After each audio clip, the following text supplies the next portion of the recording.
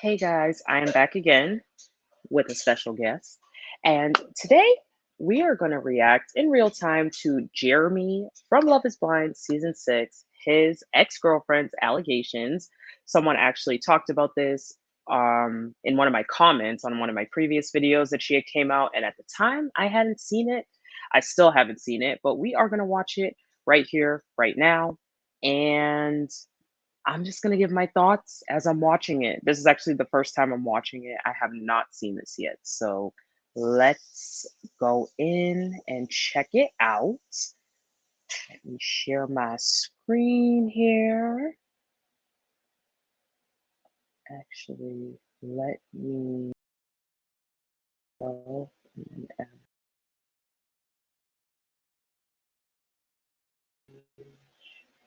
myself. Why is it not? So maybe I can add myself. Not sure why I can't make it bigger. Screen. Okay, there we go. Y'all know StreamYard, I feel like it's so hard to do. So you have to use it in a certain order. Okay. Anyway, let's go in here. I'm going to pull up part 1 and let's go. Okay, TikTok, you asked for it. Here it is. I'm having a really hard time. I've redone this like 4 times, and I'm having a really hard time getting it to save any of my videos that are longer than like 5 minutes. So if somebody knows how to work TikTok, please give a girl a call. Holler at your girl. So let me start off by saying that I'd like to first say that this story is going to be some very, very serious tea on one of this season's contestants of Love is Blind season 6 on Netflix. The person that I am discussing in this, let's call them Jeremey. So I would like to start off by first saying trigger warning.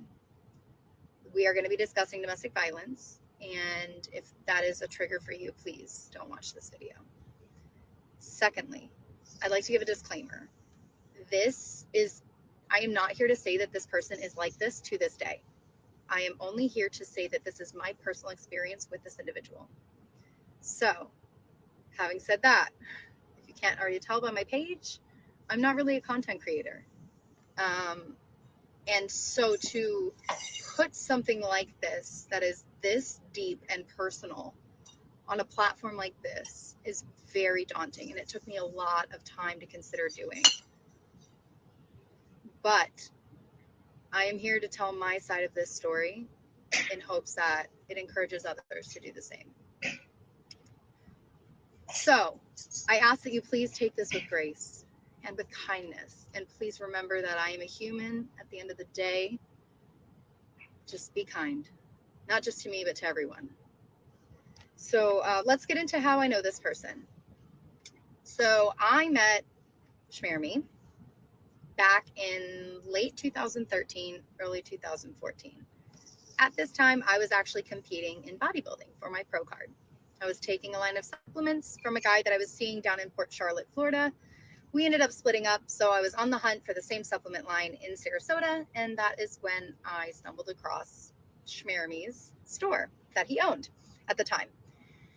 I go in, I find out he has all the supplements I need. I'm excited. I end up buying some stuff, and I start making it my regular place. I start coming in pretty regularly, and then I start seeing him around the gym. And he goes, "Hey, would you ever be interested in running a booth for me and talking about the supplements, handing out samples at the gym?" I said, "Sure, absolutely." I was looking to make a little extra money. I was bartending at the time, so I had tons of time during the day. And then I worked, then, a few months passed, and he goes, "Hey, would you like to, work part-time in the store?" And I was like, "Sure." So the more time we ended up spending together, the more we ended up liking each other. So this wasn't something that was like love at first sight. This is something that kind of took time to build up, a few months really. And the more time we spent together, the more we liked each other. And we started dating. I started staying at his house more and more. And my current living situation that I was in, I was renting from a friend whose house was going into foreclosure, and I knew this. I just knew that when the time came, I was going to have 30 days to get out of Dodge, and was going to have to quickly find somewhere to go.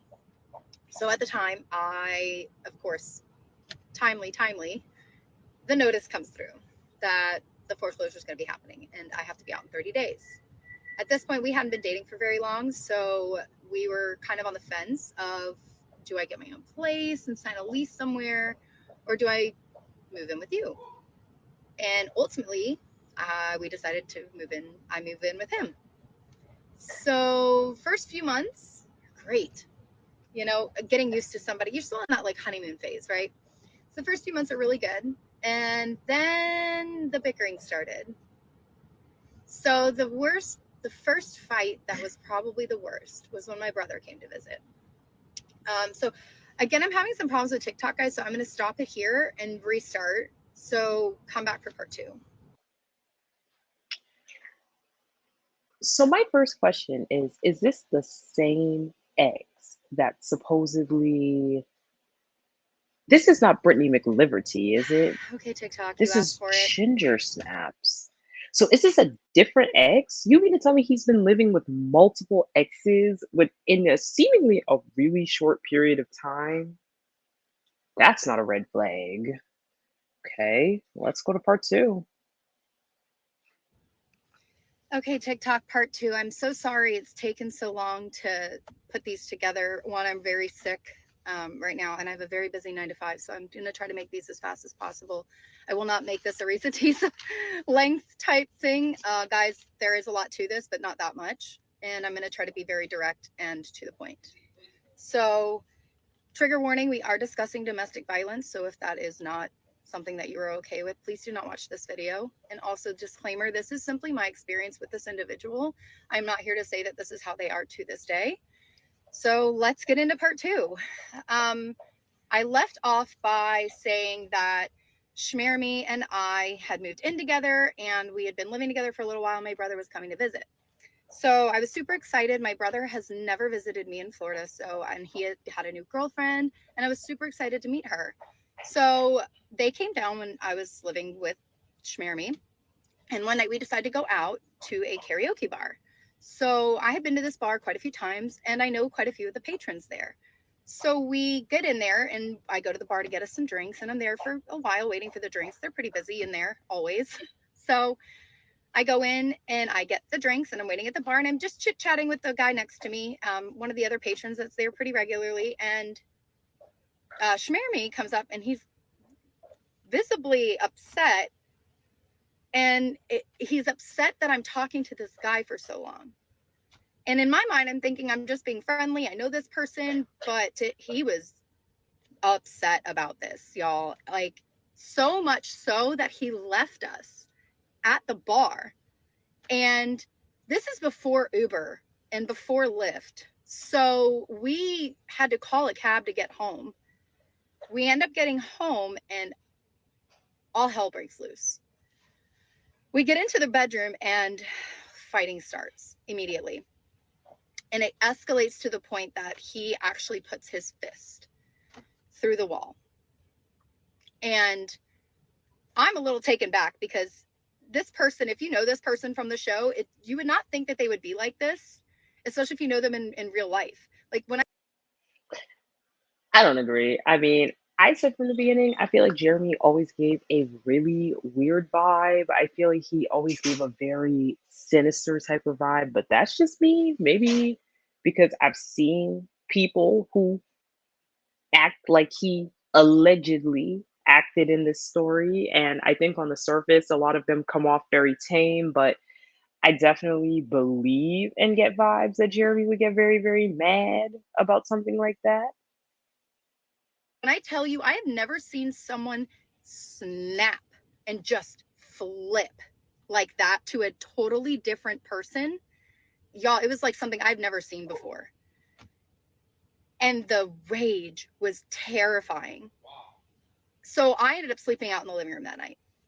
The next morning, I am mortified because obviously my brother's in the next room, so he's hearing all of this. I am so embarrassed, and they end up leaving the next day. So obviously things are tense in the morning. They leave.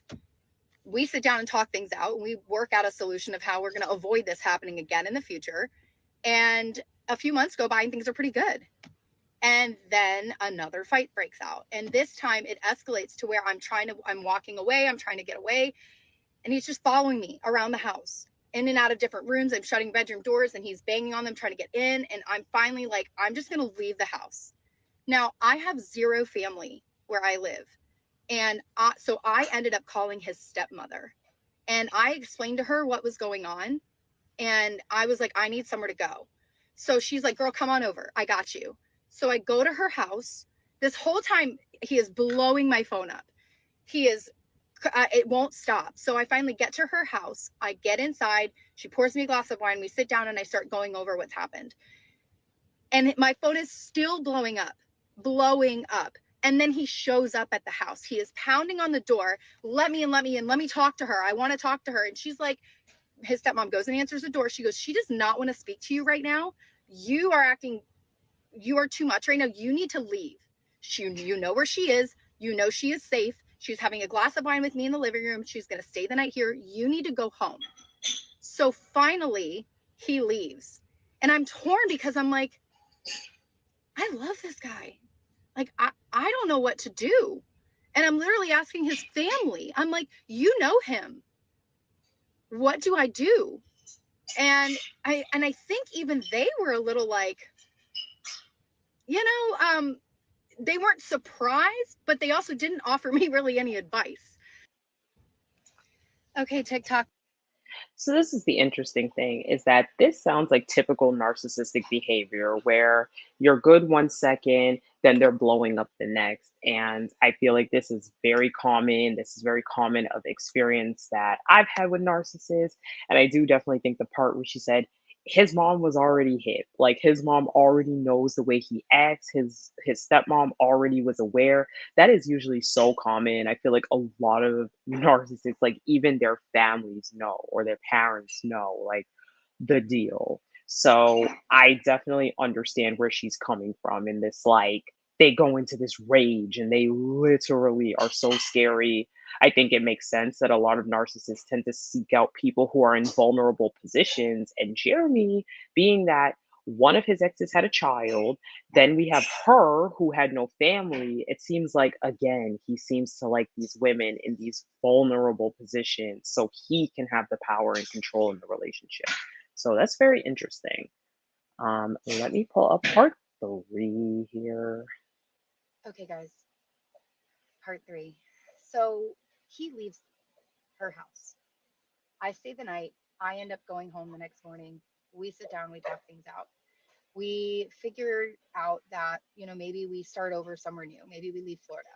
We start looking at different places, talk about What? Tennessee, North Carolina, and he starts looking at jobs. Now, Oh my goodness. Red flag, red flag, red flag. Not her saying that they're going to start over somewhere new because she already didn't have family there. But then it's like, at least you had the mom who was kind of on your side. Oh no. I I was skeptical because I never really wanted to leave Florida. I always loved it here. I always wanted to be here. But it was either go with him or end the relationship, and I wasn't really ready to do that yet. So, Sorry, y'all. It's just so relatable because that's a really an experience. Like I remember I was with a narcissist and I was like not really ready to like move to their state to be with them, but it was literally like presented like we either move in together or we end our relationship. So I get that feeling where you're like, I'm not really ready. I don't really want to do this. I don't really feel good about this. I'm like okay where I am, but you end up making the plunge even though it's a bad idea. I relate. I really relate. Okay. I decided to go with him, and he ended up finding a job in Charlotte. So his job actually started before mine did. And so he actually went up first, and then I followed up after with the U-Haul and everything. So we ended up getting a house in Concord initially, and my office was all the way in Ballantyne. So if you know the area of Charlotte, then you know that's a really long drive. I did it for a few months, and then it really started to wear on me. So we broke that lease and ended up moving into a condo closer to Uptown. When we got into the condo, at first things were pretty good. I had two sisters that had weddings. He went with me to both of those, in those time frames between the two houses. So, I was hopeful that things were going to be better in a new place. And then I started to say, with my job being in sales, it was very social. So it was a bullpen style sales environment. And so when work got out, we would all go down the street, have a cocktail, and then go home. Right. So one night I go out and I'm staying out a little later than I normally do because I had gotten off work a little later. And he knew where I was. I told him what I was doing. He shows up at this restaurant, storms in, and is like, "What are you still doing here?" uh, I'm sorry. I'm here just finishing up with some friends. Like, I'll be home in a little bit. What's up? Like, I thought you were at home. He's like, yeah, but I think you should come home now. I'm like, okay. Is there something wrong? Like, no, I just think like, it's getting late. Like, you should be home. I'm going, well, I will be home when I'm done here. I promise. Like, I'll come home. I promise. And he's visibly angry and storms out of this restaurant. So I finish up what I'm doing and I leave and I go home. When I get home, he is ignoring me, won't talk to me. And at this point, I'm kind of like, whatever. So I don't press it. And then a few hours go by, and I'm kind of like, he's still silent treatment. So I'm like, do you want to talk about this? And it starts off at a conversation like it should. And then it escalates to an argument. And then it escalates to yelling and shouting. And at this point, the argument had moved upstairs into our master bedroom. I realized quickly we're not getting anywhere with this argument, and I just want out. So I go to leave. I go around, and I wasn't leaving the house. I was just going into the spare bedroom, which is around the corner. I turn the corner. I go around into the spare bedroom, and I go to close the door. He stops it. I can't close the door. I go to back up a little bit, and he flings the door open. The next thing I know, there is a pew pew pointed at my face. And guys, this is really hard to relive, so bear with me here. Uh, I don't remember exactly what he said in that moment. I was so just in shock. What in the world? Oh my God. Oh my God. Okay. But I literally thought my life was about to be over. I did. I didn't know what, I didn't think he would be capable of it. Guys, never in a million years would I think that this person would have done this to me. Okay? Never. And so he lowered the pew pew and I was able to run. And thank the Lord, I had my phone in my hand. I was able to run out of the house. I had 911 on the phone. As I was running, and I'm all I can think about is get away from this property. Get away from this property. So I start running as fast as I can. And I speed behind some bushes and I start running up behind the back end of our condo complex. And I'm freaking out. I'm crying. I tell them I don't know. I left the property. I'm not near him. I don't know where he is. I think he's still there. And all this, I stay down the street at what felt like forever. And it was so cold. I was literally hiding in the bushes in my pajamas. And I finally hear the sirens and I can see the light. And so the lady on the phone with me is like, hey, I think they're there. If they're there, let's go. We can hang up. And if he's not at the property, can you please go to the property? So I look and his vehicle's not out front. So I walk back up to the property and I see the police out front. The first thing they do is they go, ma'am, is okay, guys, part three. So he leaves. Okay, guys, part four. Sorry it's taken so long. If you can't tell, I'm very sick and I actually lost my voice from coughing. So I will try to get through this as fast as possible.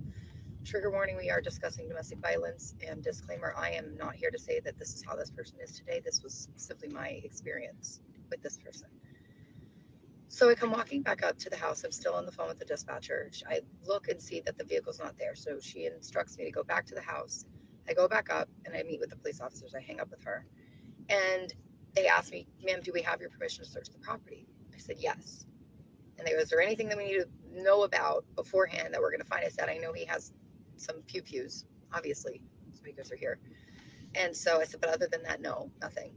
So they searched the entire property. Meanwhile, I start giving my statement to the officer that I'm talking to, and I'm walking them through, kind of what had happened. And I go upstairs because I'm trying to explain to kind of where we were and what happened. And I'm pretty much almost done with my statement at this point.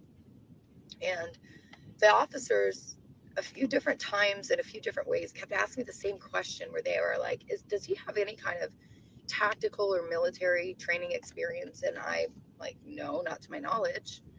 And they're like, well, is he a drug dealer? And I was like, not to my knowledge. I mean, you guys just searched the house. If he was, I'm sure you'd find something. So, and I'm like, but why would you be asking me that? And they're like, well, the way that we found the pews positioned around the house were indicative of someone with that kind of background or training. Like, I think one of them they What? found was behind the couch. Wait a minute. Positioned around the house? You mean to tell me this man had pew pews positioned all around their condo? This is beyond, this is really, this is a lot. Couch in the living room. And another one was like behind a toilet in a spare bathroom. Like, how did I not even know that was there? I feel really dumb not having known that that was there. I had no idea he had this many pews, guys, when they gave me the list of what they found. I was astounded. And so we end up going upstairs because I'm trying to show them exactly what happened and where in the house. And I'm pretty much done with my statement at this point. And all of a sudden, I just hear yelling, like hollering, and I can't make out what they're saying. And the officer that I'm speaking with, mid sentence, just darts past me, like pushes past me, darts all the way down the stairs and out front. I'm kind of stunned, so I'm like, what the heck is happening? So I go outside. I go down the stairs to go outside to figure out what is everyone yelling about. And I get stopped by an officer at the door saying, ma'am, don't go out there. He's here. Y'all, he came back. He showed back up at the house. And so they immediately have pews drawn onto him.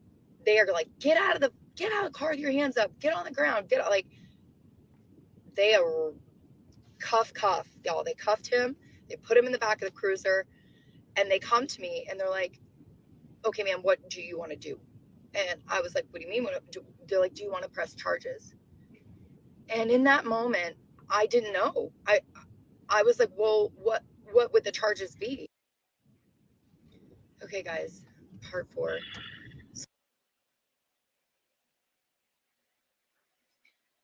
Is part five not up? Part one, two, three, four. I guess part five is not up. Okay, okay, okay. Let's come back. This is crazy. That's my first thing. My heart really goes out to this girl. I think if you've experienced any violence, if you've experienced narcissism, DV, anything like that, um, it is really, really hard to go through this experience, relive the trauma, watch that person walking around. And I genuinely worry for her safety after making this. I think it's very brave of her. I hope that Jeremy is not aware of her location, or Shmermy. I hope he's not aware of her location because I do worry for her. I am concerned for her. I'm concerned for Sarah Ann. This seems to be a real pattern with Jeremy where he seeks out these women and he isolates them to then leave them. He seems like he has a history of violence, a history of cheating. And as the comments you saw, I was scrolling through them, we saw his demeanor completely change with Laura. As soon as Laura started to call him out for his BS, his demeanor started to change immediately. There was just those little red flags where if you've experienced being with a narcissist, you know, and it is so clear. So my heart goes out to this girl. This is absolutely crazy. And I'm gonna need Kinetic to start doing better background checks on the people that they bring on this show. Because this is the second season in a row that we have flat out abusers on this show, abusive people, allegedly. And to me, that indicates that we need to be putting better things in place because y'all are putting these women in danger by bringing these men here. But, anyways, that's all I got for today. Thank you for watching. If you made it till here, please like, share, comment, and subscribe. Everything helps my channel, and I will talk to you guys later. Bye.